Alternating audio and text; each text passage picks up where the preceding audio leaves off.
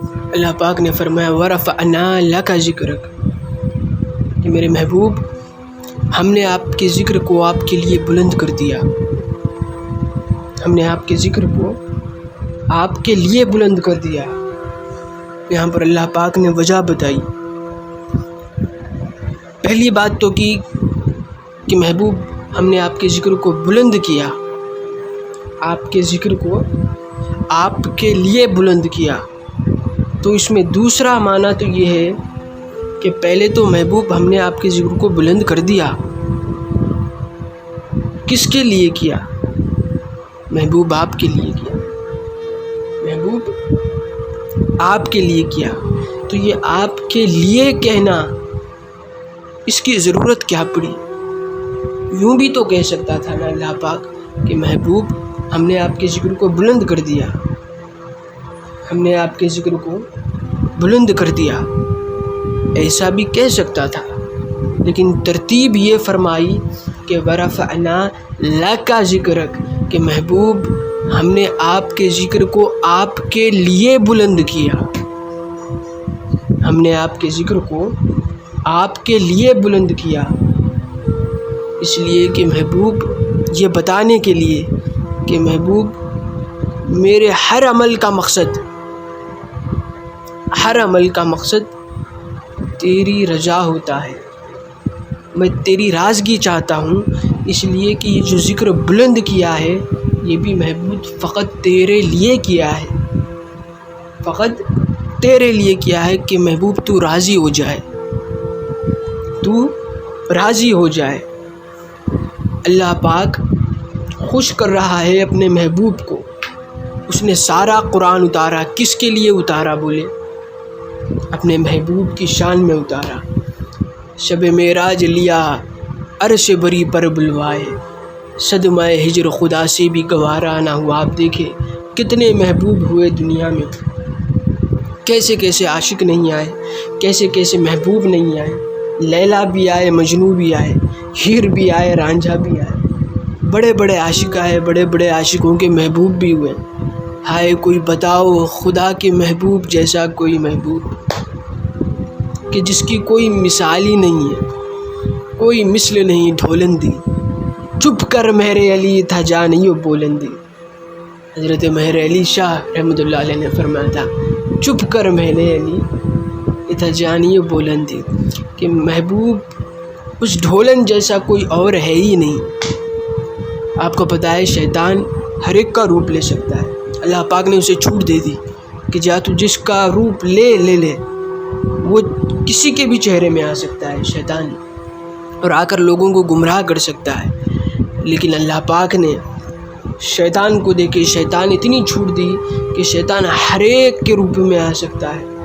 لیکن کائنات میں صرف ایک شخصیت ایسی ہے، ایک شخصیت کہ شیطان بھی ان کے چہرے میں نہیں آ سکتا، اور وہ ہے حضور کی ذات. کہ شیطان ہر ایک کے چہرہ لے کر آ سکتا ہے اور لوگوں کو گمراہ کر سکتا ہے، لیکن اللہ کے محبوب، اس لیے کہ اللہ پاک نے اپنے محبوب جیسی کوئی مثل ہی نہیں رکھی، تو شیطان بھی ان کے روپ میں نہیں آ سکتا، ان کا چہرہ لے کر، ان کے بھیس لے کر نہیں آ سکتا. میرے محبوب جیسا کوئی ہے ہی نہیں.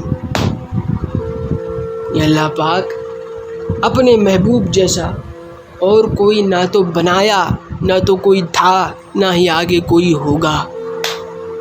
سب اماموں کے امام ہمارے نبی ہیں. وہ پچھلی انبیاء کرام کیوں ترستے تھے کہ کاش وہ نبی جو سب سے آخر میں آئیں گے، کاش ہم ان کے امتی ہوتے. یہ انبیاء کرام کی خواہش تھی. کیوں تھی خواہش؟ کچھ تو بات تھی، وہ راز جو آج تک ہم نہیں سمجھ پائے. ہم قدر نہیں کرتے نا، حضور کے امتی ہے ہم. یہ کتنا بڑا مقام ہے، اس کا ہمیں احساس تک نہیں. زندگی گزر رہی ہے بس، احساس بھی نہیں ہے. احساس ہوتا تو واری واری جاتے ہم اپنی نصیب پر، اپنی قسمت پر واری واری خوشی سے جھومتے. احساس نہیں ہے، لیکن انبیاء کرام کی خواہش ہوتی کہ کاش ہم امتی ہوتے اس نبی کے جو سب سے آخر میں آئیں گے۔ حضرت محترم، تو یہ حضور علیہ الصلوۃ والسلام کی یہ میں نے شان بیان کی ہے، کچھ آپ کو باتیں بتائی ہے۔ تو ہمارا تو ایک ہی کام ہے، وہی کام ہے جو کام اس رب کا ہے۔ وہ بھی آقا کی تعریف کرتا ہے، ہم بھی آقا کی تعریف کرتے ہیں۔ وہ اپنے محبوب کے گن گاتا ہے، وہ خود رب ہے، اسے کیا ضرورت کسی اور کی تعریف کرے؟ لیکن نہیں، اس نے اپنے محبوب کی تعریف میں تو سارا قرآن اتار دیا، اب بچا کیا ہے؟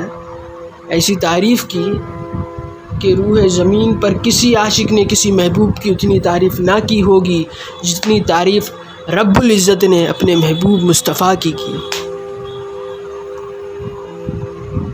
اب دیکھیے، اللہ پاک سب سے بڑا ہے، سب سے بڑا ہے، اس سے بڑا اور کوئی نہیں۔ اسی لیے جب عاشقوں کی بات آ جائے نا، تو جتنا بڑا عاشق اللہ پاک ہے اپنے محبوب مصطفیٰ کا، اور کوئی نہیں۔ کہاں ہے، کہاں سے لاؤ گے ایسا محبوب؟ اسی لیے کہتے ہیں کہ محبوب اگر بنانا ہو کسی کو تو اسی کو اپنا محبوب بناؤ جس کو خود خدا نے اپنا محبوب بنایا ہے۔ انداز دنیا سے جدا رکھتے ہیں، کچھ انداز دنیا سے جدا رکھتے ہیں، ہم تو محبوب بھی محبوب خدا رکھتے ہیں۔ اپنا انداز دنیا سے جدا رکھتے ہیں، ہم تو محبوب بھی محبوب خدا رکھتے ہیں۔ ارے محبوب بنانا ہو تو وہ محبوب بناؤ کہ جس کی خود خدا گن گاتا ہے، فرشتے واری واری جاتے ہیں، صحابہ کرام جان نثار کرتے ہیں، جان نثار کرتے ہیں، ان کے ارد گرد پھرا کرتے ہیں، جی وہ واری واری جاتے ہیں۔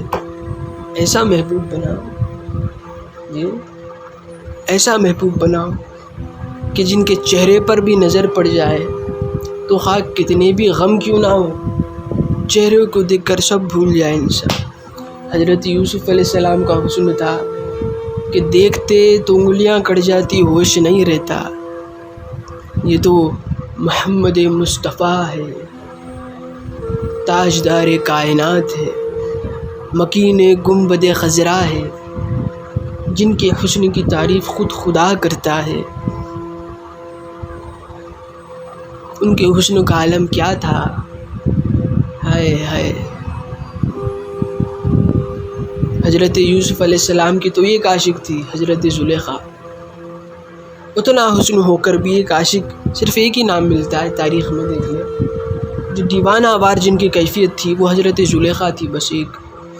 لیکن حضور علیہ الصلوۃ والسلام کے دیوانے آج بھی دیکھا نہیں ہے، کروڑوں دیوانے ہیں، کروڑوں عاشق ہیں، بل بل جاتے ہیں حضور پر، واری واری جاتے ہیں۔ جنہوں نے دیکھا وہ تو عاشق بنے ہی، جنہوں نے نہیں دیکھا وہ بھی دیوانہ وار عاشق بن گئے۔ حضرت اویس کرنی سب سے بڑی مثال تو یہ ہے۔ حضرت اویس کرنی نے دیکھا نہیں تھا حضور کو، بن دیکھے عاشق ہو گئے، اور ایسے عاشق ہوئے کہ جن کی عشق کی مثالیں آج بھی لوگ دیتے ہیں۔